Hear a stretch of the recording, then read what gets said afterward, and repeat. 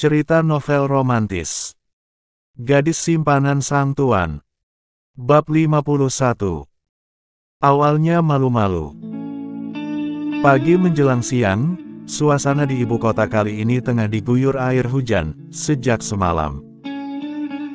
Hingga membuat kedua pengantin baru itu semakin memiliki alasan untuk terus mengunci diri di dalam kamar. Nana mengusal, mencari kehangatan dari sang suami, dan semakin mendekap Juna dengan erat. Tak jauh berbeda dengan Nana, Juna pun melakukan hal yang sama, dia mendekap sang istri, namun yang tercipta sebuah suasana yang sangat di luar dugaan. Bola mata itu mengerjap, melirik ke arah jam kecil yang ada di atas nakas. Pukul 10 pagi, dan mereka masih betah dengan posisi seperti ini. Masih tak menyangka bisa mempersunting Nana, membuat bibir Juna seketika melengkung sempurna, senyum kecil tanda kebahagiaan. Juna mengecup puncak kepala Nana dalam, sedalam rasa yang membuncah di hatinya. Masih nggak ngangka bisa nikahin kamu.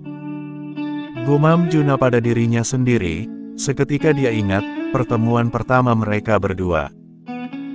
Terasa konyol, namun berujung jadi cinta. Yah, jodoh siapa yang tahu, bahkan semuanya sudah digariskan sebelum kita lahir ke dunia. Aku bahagia punya kamu, nah. Bisik Juna mesra, seraya mengusap-usap surai hitam legam itu. Tidak akan ada yang dirasa cukup jika menyangkut hal ini. Juna memegang kuat tengkuk Nana, memperdalam kecupannya. Saat ia membuka mata, dia bisa melihat netra Juna dari jarak dekat. Saking terkejutnya, Nana langsung mendorong Juna kuat-kuat, hingga kecupan itu terlepas begitu saja. Kakak ngapain di kamar aku? Dan kenapa kakak tidak ada pakaian? Pekik Nana dengan wajahnya yang cemas, dia menarik selimut saat dia terduduk, masih setia menunggu jawaban Juna. Juna menciptakan suara merdu, walaupun begitu sangat kecil, lalu mendekat ke arah Nana. Gadis itu sontak beringsut mundur, dengan bola mata yang membulat sempurna. Kakak mau apa? Sentaknya semakin panik. Sayang, kamu ini bicara apa? Apa kamu lupa kita sudah menikah? Cetus Juna mengingatkan. Dan ingatan gadis itu langsung berputar-putar, bagai kaset kusut yang sedang disetel ulang, dengan kikuk Nana menggaruk kepalanya yang tidak gatel. Hehe, kemarin kita baru nikah ya. Aku lupa kak. Maaf ya. Cengirnya sambil mengangkat kedua jari membentuk huruf V. Juna menghela nafas, lalu detik selanjutnya tersenyum misterius. Dia menarik selimut yang membungkus Nana, hingga tereksposlah sebuah pemandangan yang sangat mempesona itu. Mau apa? Tantang Nana, dan Juna semakin tersenyum lebar. Tanpa babi bu, Juna langsung menarik kepala Nana, dan kembali menyatukan bibir mereka. Memperdalam dengan rakus, seolah esok dia tidak akan mendapat kesempatan untuk menikmatinya lagi. Tangan langsing Nana menggantung di leher Juna, sedangkan dua kepala itu berulang kali berputar, merasakan kenyamanan pada kecupan yang tercipta. Nafas keduanya memburu, mereka memandang satu sama lain dengan kabut semangat yang sama-sama besar. Dan terciptalah guys, sesuatu hal yang tentunya tidak bisa lagi dibendung. Kakak mau punya anak berapa? Tanya Nana, sebelum permainan itu kembali dimulai. Juna mengurung senyum, lalu membenahi anak rambut Nana yang menjuntai tak beraturan ke belakang telinga. Semampumu saja, sayang. Aku tidak akan memberi patokan. Balas Juna apa adanya. Memang begitulah yang dia pikirkan. Kalau aku mau yang banyak, gimana? Berarti kita harus sering melakukannya. Juna hendak menarik tengkuk itu lagi, tapi secepat kilat Nana menahan, hingga membuat Juna mengerutkan keningnya. Kalau kakak mau terus melakukannya, bayar dulu hutang kakak. Ucap Nana seraya mengulurkan tangan seperti meminta uang. Hutang apa? Ribier Nana mengerucut. Cih, masa kakak lupa, kakak kan punya hutang 10 juta sama aku. Dan keduanya kembali pada memori hari itu, saat Nana meminta uang ganti rugi gara-gara jidatnya yang terbentur pintu mobil Juna. 2 kali lipat dari menabrak bahu. Mereka sama-sama terkekeh, merasa lucu. 10 kali lipat pun akan aku bayar, sayang. Yang penting selesaikan dulu yang di bawah sana. Ucap Juna membelai wajah cantik Nana. Pipi gadis itu bersemu merah, dengan malu-malu Nana mencondongkan wajahnya, mulai mengecup Ribier suaminya. Sedangkan tangan besar itu, dengan penuh semangat mengusap punggung polos Nana, gadis itu menggeliat, dan bergerak-gerak di atas perut Juna. Aset itu semakin menegak, Juna memutus kecupan mereka dan berganti mengulum biji salak milik istrinya. Nana melengup panjang, saat Juna semakin memperdalam ehem-ehemnya, dan Nana pun merasakan sesuatu yang mulai memanas. Dan entah di menit keberapa, akhirnya terciptalah ehem-ehem itu. Gerakan sesuai nalurimu, sayang. Ucap Juna melihat kebimbangan di wajah istrinya. Gadis itu mengangguk, dan Juna kembali mengulum senyum. Jangan lupa, panggil aku sayang. Kenapa banyak sekali permintaanmu, Kak? Protes Nana dengan Ribier yang mencebik. Juna terkekeh, lalu mengecupi seluruh wajah istrinya. Aku ingin melakukan semuanya denganmu, nah. Apapun itu. Dan kini, giliran Nana yang tersenyum sumringah, tanpa dipinta, gadis itu akhirnya langsung memberikan respon yang berimbang. Beberapa saat kemudian, seolah mengerti, sebelum pelepasan itu nyaris mereka capai, dengan cepat Juna mengganti posisi, menjadikan Nana berada di bawah kendalinya. Kita berdoa supaya bibit terbaikku ini cepat berkembang di dalam sana. Ucap Juna kembali bergerak cepat, menghentak semakin kuat, hingga lenguhan panjang terdengar.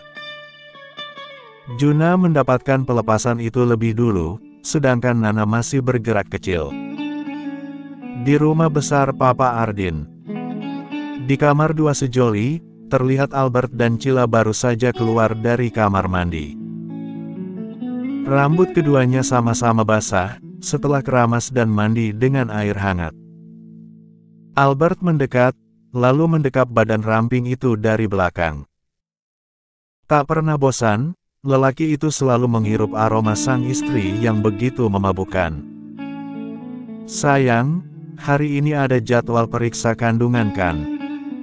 Tanya Albert, semalam ia sempat melihat kalender di ponselnya. Dan dia selalu menandai hari-hari penting yang menyangkut sang istri. Ditanya seperti itu, Cila mengangguk sebagai jawaban. Nanti aku sama Pak Zul saja, sayang. Cila mencoba melepaskan dekapan Albert, dia membungkuk dan mengambil dalaman untuknya dan sang suami, dari dalam lemari pakaian. Albert menerima uluran itu, tanpa tahu malu dia langsung memakainya di depan Cila, membuat gadis itu hanya bisa menghela nafas sambil geleng-geleng kepala.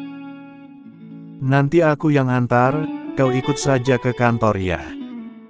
Ucap Albert, lalu meminta sang istri memakaikan kemeja kerjanya.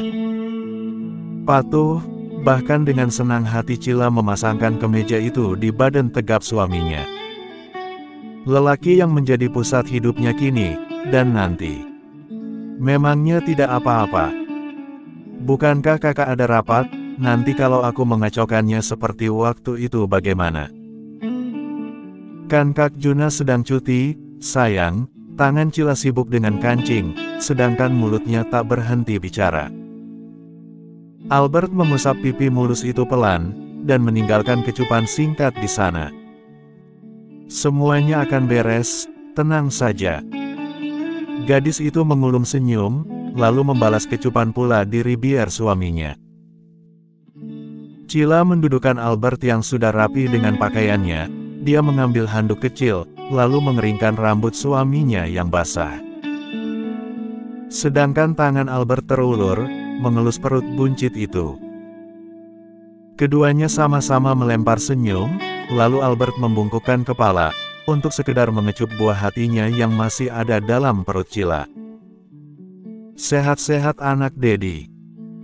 Sebentar lagi kita akan bertemu, jangan buat momimu susah ya, sayang. Ucap Albert, tak berhenti mengelus perut buncit itu. Tak ada kebahagiaan lain di dunia ini, selain merasa begitu dicintai. Dengan sejuta buncahan kebahagiaan, Cila menangkup rahang Albert, dia memberikan kecupan yang dalam, tanda terima kasih telah menjadi suami siaga untuknya dan calon buah hati mereka. Terima kasih sudah berusaha menjaga kami. Meskipun awal kita adalah sesuatu yang salah, tapi aku berharap, kakak tidak akan pernah menganggap dia sebuah kesalahan. Ucap Cila saat kecupan itu berakhir, kini ia berganti menatap netra sang suami. Sedangkan tangannya dengan setia mengelus pipi lelaki itu. Ini kewajibanku, sayang. Dan ingat, jangan pernah berkata seperti itu lagi, bagiku kau dan dia adalah anugerah terindah yang Tuhan kirimkan, melebihi apapun di dunia ini, kau dan dia jauh lebih berharga. Albert menggapai tangan Cila, lalu mengecupinya bertubi-tubi menyalurkan semua cinta. Setelah rapat selesai, Albert mengajak sang istri untuk pergi ke dokter kandungan, sesuai dengan rencana mereka. Dia pun ingin merekomendasikan Cila memakai kursi roda, agar gadis itu tidak mudah lelah. Seperti saat ini, menuju parkiran Cila digendong oleh Albert dan disaksikan oleh semua karyawan yang ada di sana. Desas-desus mulai terdengar, mereka berbisik satu sama lain menyuarakan kecemburuan, ingin juga memiliki suami seperti Albert, bos mereka. Sedangkan di balik dede bidang itu, Cila terus menyembunyikan wajahnya, yang tak berhenti untuk mengulum senyum. Dia terlalu malu, untuk menjadi pusat perhatian para karyawan perusahaan. Sayang, kenapa harus gendong sih? Aku masih kuat berjalan. Gumam Cila saat mereka hampir sampai ke basemen. Aku hanya ingin merasa berguna untuk istri dan anakku. Balas Albert singkat. Dan lagi-lagi hanya uluman senyum yang Cila berikan. Keduanya masuk ke dalam mobil, tanpa babi bu Albert langsung menyalakan mesin dan meninggalkan halaman perusahaan, menuju rumah sakit. Tak butuh waktu lama, mereka sudah sampai di tempat tujuan. Tempat di mana Dr. Susan berada. Sesampainya di sana, Cila merasakan kantung kemihnya penuh. Dia meminta izin pada Albert untuk ke toilet sebentar.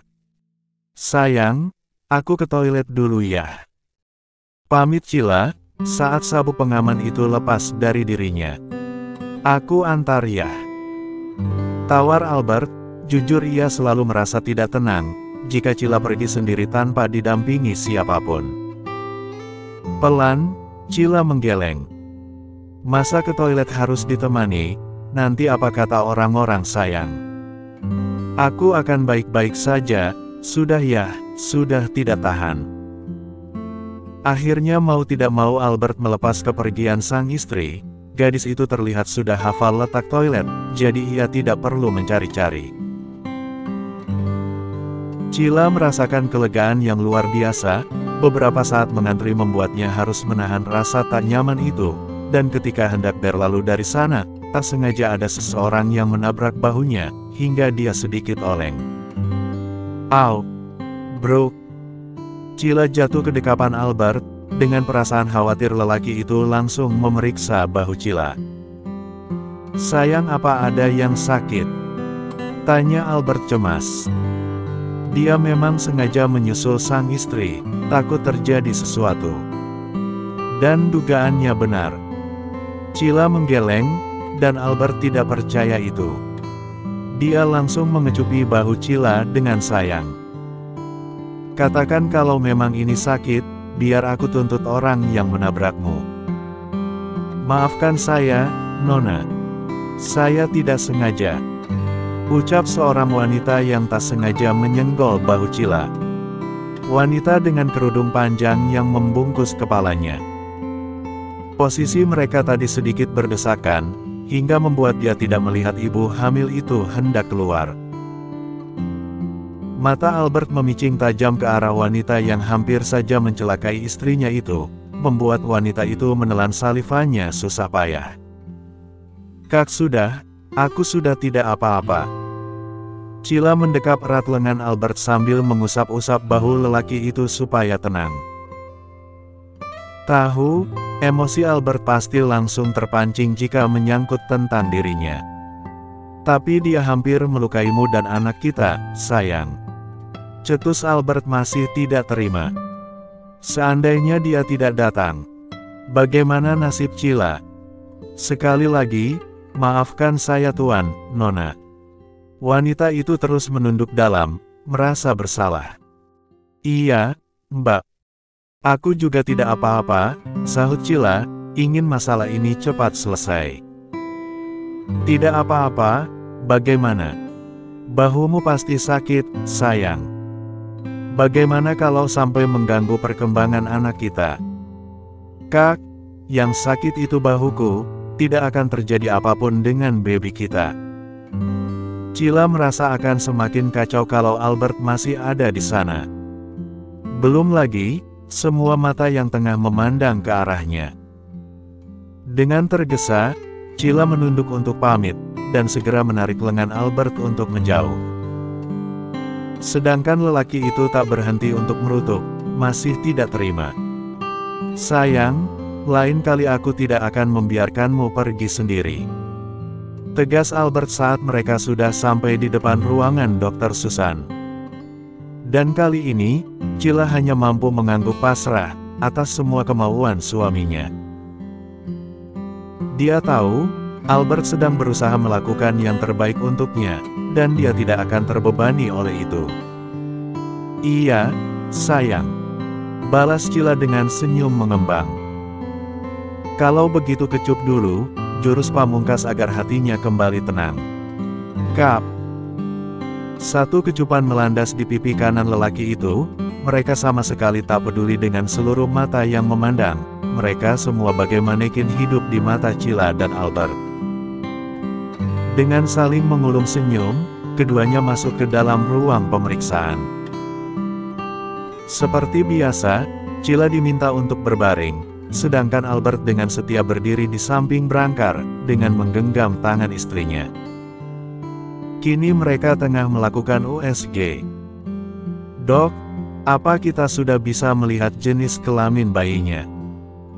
Tanya Cila antusias. Dia sudah tidak sabar untuk menyiapkan segala keperluan sang anak. Pasti sangat menyenangkan, batinnya. Dokter Susan tersenyum. Belum, Nona. Nanti sekitar 1 bulan lagi baru bisa, kita akan sama-sama melihat jenis kelamin anak kalian. Terangnya. Ikut merasakan kebahagiaan pasangan satu ini. Cila dan Albert saling melirik. Lelaki itu dengan sayang mengecup dahi Cila. Aku sudah tidak sabar ingin mengetahuinya. Cila makin tersenyum lebar, sama halnya dengan Albert, dia pun sudah tidak sabar ingin melihat jenis kelamin bayi mungil yang mengisi rahimnya. Lanjut ke bab 52.